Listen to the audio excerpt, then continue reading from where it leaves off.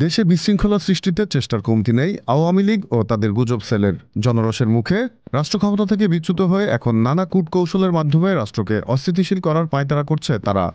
অন্তর্বর্তী সরকারকে ব্যর্থ প্রমাণে এবার নিত্যপণ্যের বাজার নিয়ে মিথ্যাচারে নেমেছে আওয়ামী ফ্যাসিস্টরা।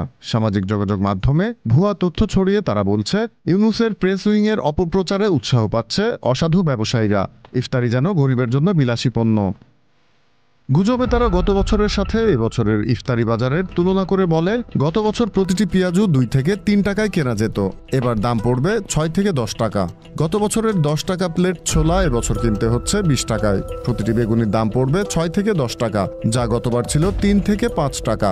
এছাড়া কয়েকদিনের ব্যবধানে দাম বেড়েছে মুড়ি, চিড়া, লেবু, শসা, কাঁচামরিচ সহ বেশ কিছু পণ্যের। তবে বাজার ঘুরতেই দেখা যায় এসব তথ্যের সত্যতা নেই। গত রমজানে পেঁয়াজ বিক্রি হয়েছে 90 থেকে 110 টাকা দরে, যা এবছর বিক্রি হচ্ছে 40 থেকে 45 টাকায়। বেগুনের দাম গত রমজানের তুলনায় কেজিতে কমেছে প্রায় 30 থেকে 40 টাকা। এছাড়া শসা, লেবু, কাঁচামরিচ সহ ইফতারির প্রয়োজনীয় প্রতিটি পণ্যের দামই গত বছরের তুলনায় কমেছে। Z news, Dhaka.